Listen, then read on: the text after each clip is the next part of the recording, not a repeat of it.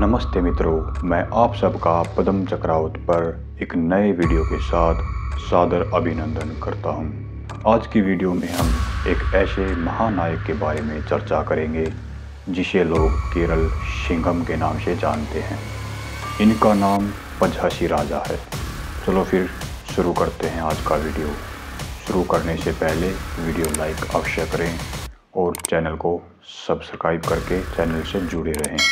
चलो शुरू करते हैं। केरल वर्मा पजहसी राजा एक सच्चे योद्धा राजा जिन्होंने अंग्रेजों से लड़ाई लड़ी और उनका सम्मान अर्जित किया। भारत के महाकाव्य स्वतंत्रता संग्राम में कई महान शख्सियतें हैं जिनका योगदान काफ़ी हद तक अनसुना कर दिया गया है।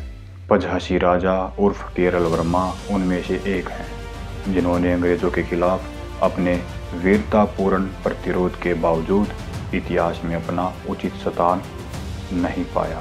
उन्हें अपने गोरिल्ला युद्ध के लिए जाना जाता है।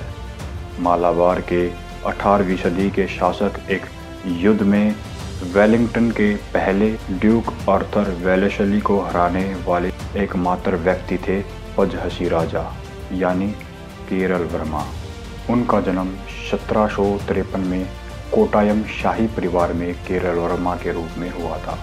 उन्हें पजहसी राजा का नाम कन्नूर के गांव पजहसी से मिला जहां उनका जन्म हुआ था। मैसूर के हैदर अली जो कि टीपू सुल्तान के पिता थे, जब उसने मालाबार पर आक्रमण किया तब पजहसी जो उत्तराधिकारी के लिए मूल रूप से चौथे स्थान पर थे। आक्रमण के समय मालाबार के तीनों उत्तराधिकारी उस वक्त त्रावणकोर भाग गए, लेकिन पजहसी नहीं भागे और वहां के शासक बन गए। महज 21 साल की उम्र में पजहसी ने दुश्मनों से लड़ने के लिए अंग्रेजों का समर्थन किया और 1777 से 1793 तक हैदर अली और बाद में टीपू सुल्तान दोनों से लड़े। अंग्रेजों द्वारा आपूर्ति किए गए हथियारों की मदद से वर्मा ने आक्रमणकारी मैसूर सेना का मुकाबला किया। 1792 में तीसरे मैसूर युद्ध में टीपू की हार हुई। उसके बाद उन्होंने मालाबार को अंग्रेजों को सौंप दिया, जिससे वहां उनका नियंत्रण प्रभावी रूप से समाप्त हो गया। लेकिन यह महसूस करने के बाद कि कोटायम शाही परिवार को सत्ता में ज्यों का त्यों रखने में अंग्रेजों की कोई दिलचस्पी नहीं थी, जो कि मूल समझौता था। समझौता तोड़ने पर वर्मा अपने पूर्व मित्र जो कि अंग्रेज थे उनके खिलाफ हो गए। अंग्रेजों ने 1792 में सेरिंगनपटना की संधि का हवाला देते हुए कहा कि टीपू ने मालाबार को अंग्रेजों को सौंप दिया था। इसके बाद उन्होंने पजहसी राजा के एक चाचा वीर वर्मा को कोटायम के राजा के रूप में स्थापित किया, जिसके पास प्रभावी रूप से बहुत सीमित शक्तियां थी। वास्तविक शक्ति एक ब्रिटिश रेजिडेंट के हाथ में रही।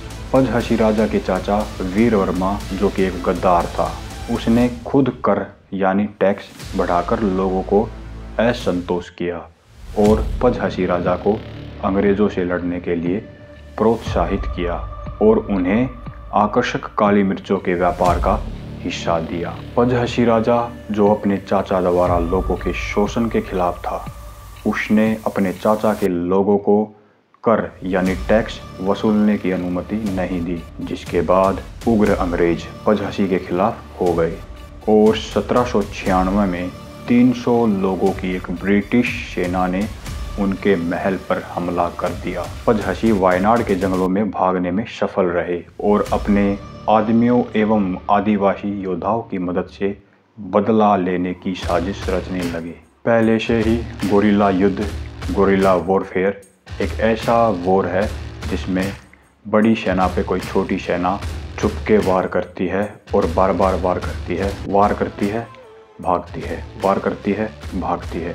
ये होता है गोरिल्ला वॉर। गोरिल्ला युद्ध में प्रांगत पजहसी और उनके लोगों ने ऊबड़ खाबड़ इलाकों से सहायता प्राप्त करते हुए अंग्रेजों के खिलाफ वापसी शुरू कर दी। 18 मार्च 1797 को मेजर कैमरून के नेतृत्व में 1100 सैनिकों की एक टुकड़ी अंग्रेजों को उस समय तक के सबसे बड़े झटके में से एक थी, जो पजहसी के सिपाहियों द्वारा आश्चर्यजनक रूप घात लगाकर हमला किया गया था, जिस कारण वो मारे गए थे। हमला इतना क्रूर था कि ब्रिटिश सेना का सफाया हो गया, केवल कुछ ही जीवित बच पाए। 1793 से 1797 के बीच 1000 ब्रिटिश सैनिकों और 3000 ब्रिटिश नियुक्त देशी सिपाहियों को पजहसी के आदमियों ने मार डाला। फिर एक शांति समझौता अंग्रेजों एवं पजहसी राजा के बीच हुआ, जिसमें सौदे के हिस्से के रूप में वीर वर्मा को राजा की पदवी से हटा दिया गया और पजहसी के बड़े भाई को नया राजा बनाया गया और पजहसी को वह जमीन भी वापस दे दी गई जो उससे छीन ली गई थी। लेकिन शांति अधिक समय तक नहीं रही। 1799 में टीपू सुल्तान की मृत्यु के साथ अंग्रेजों ने एक बार फिर वायनाड पर कब्जा करने की कोशिश की, जो पजहसी की कुंजी थी।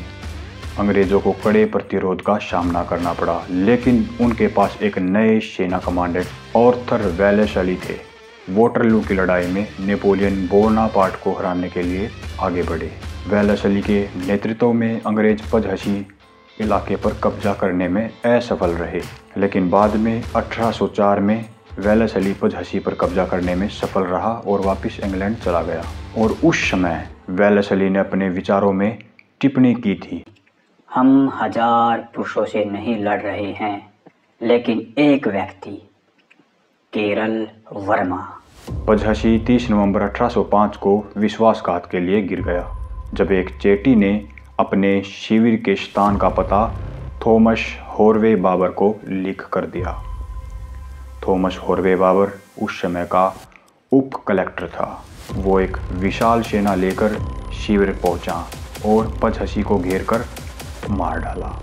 लेकिन लोक कथाओं के अनुसार अंग्रेजों द्वारा पकड़े जाने से पहले पजहसी ने जहर खा लिया था। ये थी इनकी वीरता पूर्वक सच्ची कहानी। और जैसा कि इस वर्ष स्वतंत्रता दिवस मनाते हैं, आइए इस योद्धा राजा को याद करें जो अपने राज्य एवं अपने लोगों के कल्याण के लिए लड़े। जय हिंद, वंदे मातरम, भारत माता की जय।